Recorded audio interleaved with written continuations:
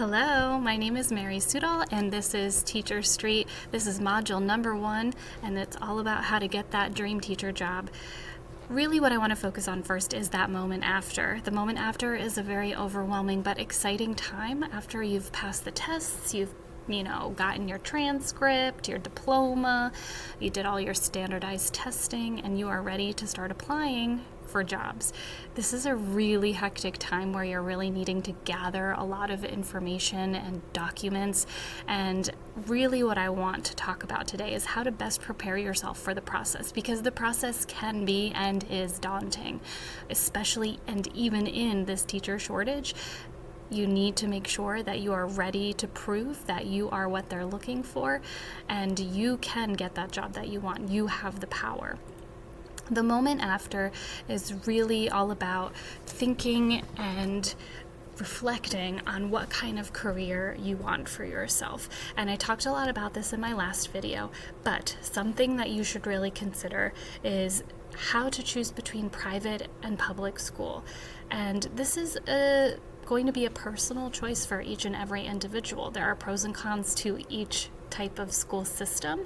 I'm going to focus mostly on public, charter, and private schooling because those are the most common in the United States.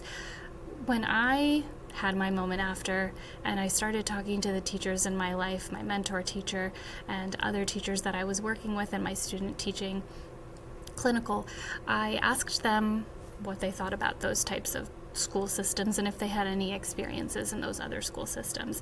I was really lucky in that my mentor teacher did have experience in the charter school system, and I was really curious about this because charter schooling typically doesn't always require a teacher certification in order to get a job, and they often have different rules and regulations to follow, and I'd never really been to a charter school. I did observe once in a charter school.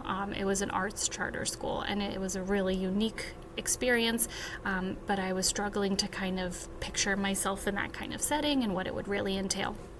And she gave me a lot of valuable insight into working in a charter school that really helped me kind of make my decision about if I wanted to work in a public, charter, or private. The cool thing about charter schools is that there's a whole lot of flexibility. The curriculum and the teaching methods are not set in stone, and you can experiment. You can make your own curriculum. And for a lot of people, that creativity and that flexibility is key. So if that's something that you're really interested in having in your career, then a charter school might be something you want to look at. Another huge pro about charter schools is class size. Typically, charter schools in general are smaller population, and your class sizes are going to be smaller as well because of that.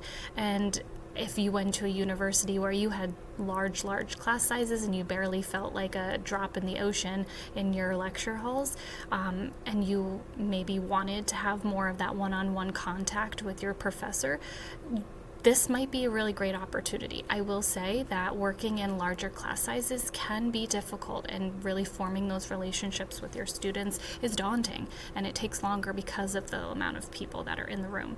So a charter school does really offer a lot of variety in terms of what your class sizes are going to look like.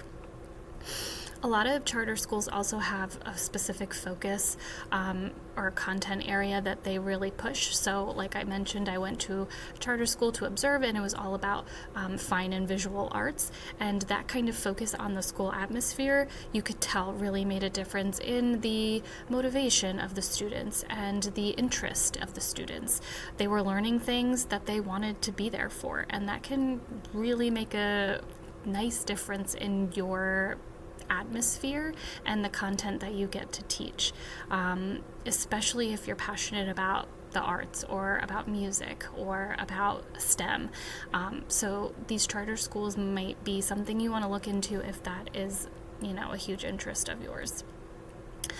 The cons of a charter school system is there is not job security. They don't have stable funding all of the time, and there is no tenure system as well. So having that stability, knowing that you will have your job year in and year out, does not necessarily happen at a charter school system. You also don't get the amount of benefits that you would in a public school system.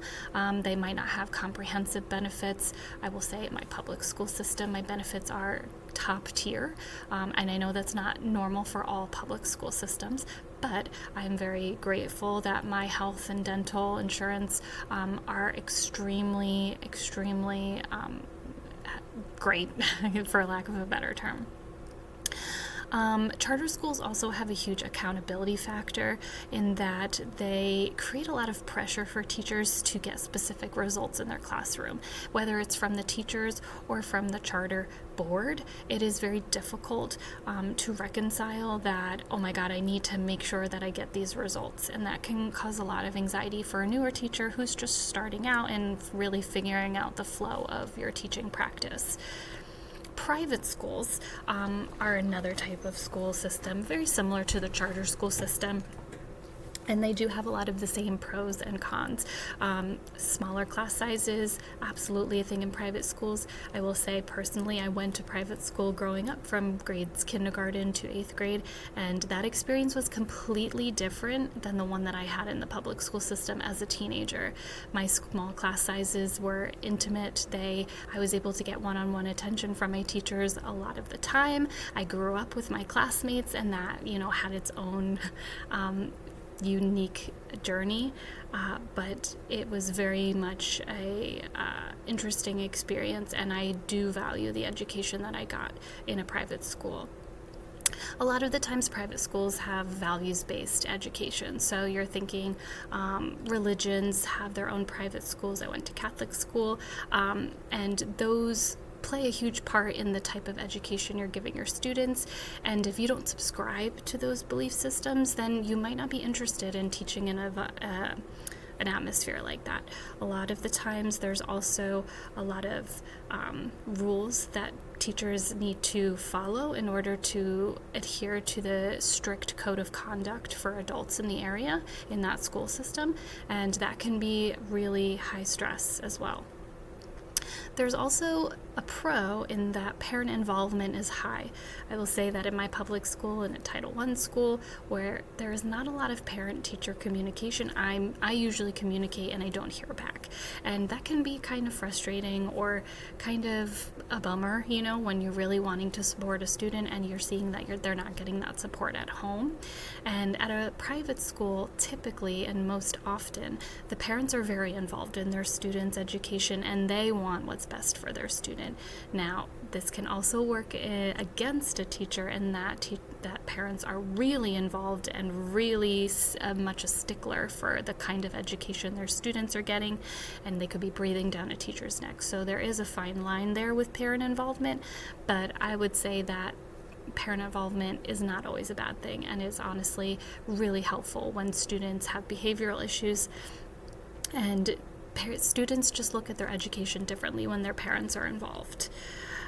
The cons of a private school system is typically lower pay. The pay is not competitive in terms of what a public school system might pay you, and that can be a huge deterrent for a lot of applicants who are looking for a teaching job. There's also fewer resources, where a public school might get a lot of funding, a lot of faculty members, technology, and support staff, whereas a private school might not have the luxury or the ability to have those types of resources available at the school. And that's just going to depend on where the private school is located, the people that are utilizing the private school, how much tuition is, etc., etc.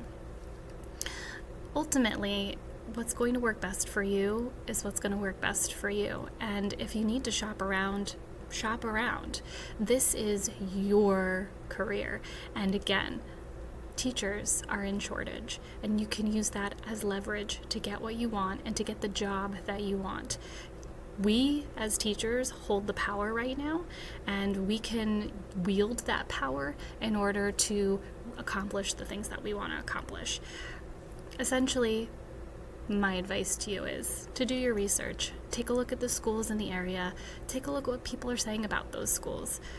See what the teaching staff of those schools has to say about working in that school system, and make the decision that will work best for you. In my next video, I'm going to talk about interviewing skills and how you can go into an interview prepared, genuine, and confident. Thank you so much. I will see you soon.